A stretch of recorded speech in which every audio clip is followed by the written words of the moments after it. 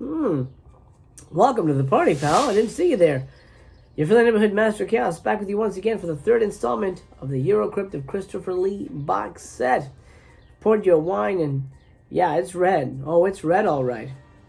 Grab a seat.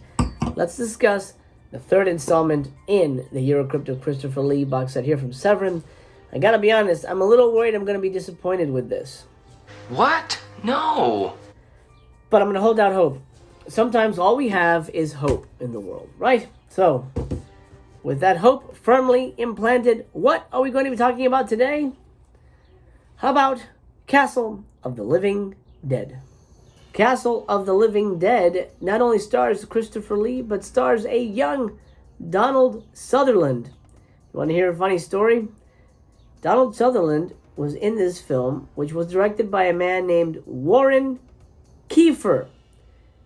Donald Sutherland later went on to father Kiefer Sutherland and name his son after the director of this movie. Isn't that interesting?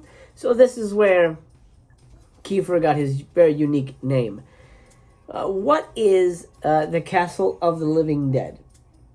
It's a hard movie to pin down, but I'm going to tell you right now, right off the top of the bat, this is barely a horror movie. Barely a horror movie. I mean, there's some killing. It's really more of a soggy, slow-moving thriller.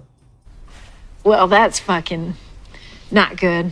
Castle of the Living Dead revolves around the traveling acting troupe that arouses the interest of a young count played by Christopher Lee. He invites them over to his house, for them to kind of hang out and put on plays for him, because back then there's no TV.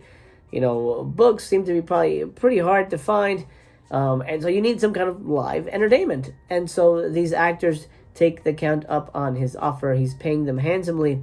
And when they get there, they discover that their lives may be in danger. Of course, this is a movie titled Castle of the Living Dead. So yes, their lives are in danger. But before we go any further, there's no living dead in this movie. There's no zombies in this movie. There's no ghouls, no vampires, nothing. It's not a paranormal movie. It has nothing to do with living dead. So who the fuck are the living dead? I don't know. I can't answer that for you. But just know that going in, you might be disappointed. This is not a zombie movie. This is barely a horror movie. I would call Castle of the Living Dead a drama, if anything. The Count falls in love with one of the actors, and he decides to keep her around forever. But for him to be able to do that, he has to kill off the other members of the acting troupe. Now that plot slowly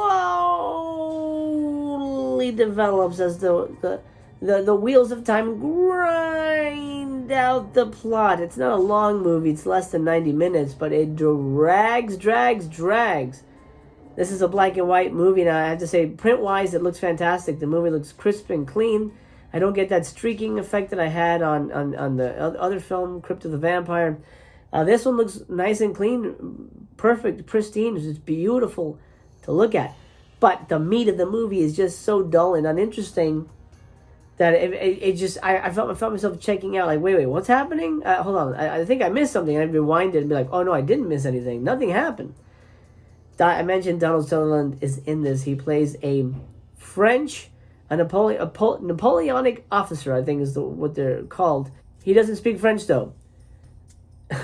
He's in Napoleon's army, but the dude just has like his regular whatever. I don't even know where he's from. California. It's just his regular American voice. So it's very odd to see him dressed in a Napoleonic outfit and have him speaking in that very American way. It's almost stupid. It's almost stupid. Like, it's a weird choice. It's a weird choice to go with. But whatever. The movie is the movie. I wish this was a really good movie, but it's not. It's so dull. It's so dull and lifeless. That I felt like I was watching just like a regular, and not that I think Bergman is dull and lifeless, but it's dull and lifeless on a Ingmar Bergman scale, where it feels like, okay, where are we going? What's happening here? I don't understand. I need some kind of semblance of a plot. That's what it felt like. And I love Bergman movies, but then watching a Bergman movie, I know I'm going to get. Here, Christopher Lee movie, I'm expecting a certain type of movie. And it's so toothless. That's the best way to describe it. It's a very toothless, not even supernatural, toothless horror movie. Not even horror. it's a very toothless movie overall. Christopher Lee is the main antagonist. He's good, but not great. Again, he's just not given enough with the script to really fucking shine, and that's a bummer. My disappointment is immeasurable, and my day is ruined. This case is the first time we get 2 discs, so we're breaking into the special features here. Of course, you have the Blu-ray with the movie. I'll go over the special features for that one in a minute. But the second disc here is the soundtrack for Castle of the Living Dead. And it's fine. It's great music. I don't know why this movie was specifically singled out. Maybe this is the only music they could find. But it's a good soundtrack, atmospheric and creepy. Nothing I'm going to be throwing on all the time, but it's nice to have it. I mean, if there's diehard fans of this movie, then this is a fucking amazing gift to you. To me, I could take it or leave it. In terms of special features, you get 2, count them, 2 commentary tracks. One from Nathaniel Thompson and Troy Howarth, of course, providing their knowledge. And the second one from Kat Ellinger. Now, all 3 of these people know what they're talking about. They're very smart. They're very knowledgeable. And I will say sometimes the commentary tracks repeat the same things because how could they not? But they each have their own unique approach. Kat is almost non-stop talking the whole way, which is the kind of commentary you want. But it is a massive info dump. And Troy and Nathaniel's commentary feels a little more like friends chatting, 2 movie nerds kind of chatting about the movie, but still dropping bombs of knowledge. So great commentary tracks, 100% worth your time there. Another thing that I wouldn't necessarily say is worth your time, there's a documentary here on producer Paul Maslansky. It's 51 minutes, charting his entire career. I'm not going to say it's indulgent, but I will say it's ephemera to this box set, because this is, again, a really long special feature about somebody that's not Christopher fucking Lee. Yeah, he produced this movie. Okay. But I don't want to see a 51-minute documentary about this producer. That's not interesting to me. That's my opinion. You might love it. However, I do recommend the interview with Roberto Curti, the Italian writer for genre cinema. He talks about Castle of the Living Dead, and he talks about Warren Kiefer quite a bit. Actually, the whole conversation is focused on Warren Kiefer and his career in Europe. Very interesting stuff. I think it runs a little under 20 minutes, but it's very interesting stuff. I will say Roberto's Italian, so his accent is a little strong. So I think you probably turn on subtitles if you wanted to, but you can understand when he's speaking. But just, I want you to be prepared, because some people have issues with accents. But that's my favorite special feature on here, actually.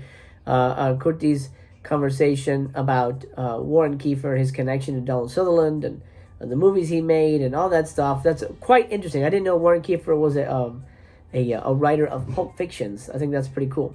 So that was my favorite feature on here. And then again, the commentaries are always phenomenal. Top that off with that soundtrack by Angelo Lavagnino, and you've got yourself a pretty decent release. If this was released on its own, this would be a pretty decent release. The movie's dull as dishwater, but if you love the movie, then that's beside the point. And maybe this will improve on repeat viewings. I mean, already with the commentary tracks, I've changed my mind slightly about some of the movie. I still think it drags, and I still think it really needed some more intensity, some more agency, some more something. It was lacking something, and maybe it was because Christopher Lee just didn't really have a hand in shaping the story, in terms of like really having his character be, front and center, and that is a very regretful situation indeed. Castle of the Living Dead is going to get 2 stars from me. I'm going to give it 2 stars. It's not a bad movie. I think the ending is really interesting, but there's a lot of really weird elements, like Donald Sutherland being the American, French officer, and Chris Lee still just not really being integral to the story. I mean, he is, but he isn't. I don't want to give anything away. And so he's not there. He's not front and center. He's not the main actor. So was a better way to say that. And then the movie just drags. The pacing is so bad on this. It's so boring. And that's a shame. Oh, and I keep an eye out for the witch. There's a witch in this movie. And the witch is played by Donald Sutherland. That's right. Donald fucking Sutherland plays 2 parts. He plays the French officer, and he plays a witch. And I'm guessing his voice was dubbed, or else he can do a really fucking convincing old lady voice. So that was actually pretty cool. He gets a star for that. For Donald Sutherland tag teaming his performance here in Castle of the Living Dead. But overall, not something I'll ever rewatch. Unless I forget what the movie's about, and that happens all the time. Like, did I see that? Maybe I'll watch it. Let me see. And then I go, all right, I didn't like it. Funny enough, I went to my DVD shelf, and I've got this on DVD. I don't remember it. Well, I don't know what that says for the movie, but that's where we are. Castle of the Living Dead, 2-disc edition with the soundtrack completed. Well, my friend, thank you for joining me for the third installment of the EUROCRYPT of Christopher Lee. We've got 2 more coming. 2 more installments for this incredible looking box set with movies that are unfortunately less than incredible. But I guess we probably expected that, right? We expected a couple duds. Let's just hope that the remainder are not duds.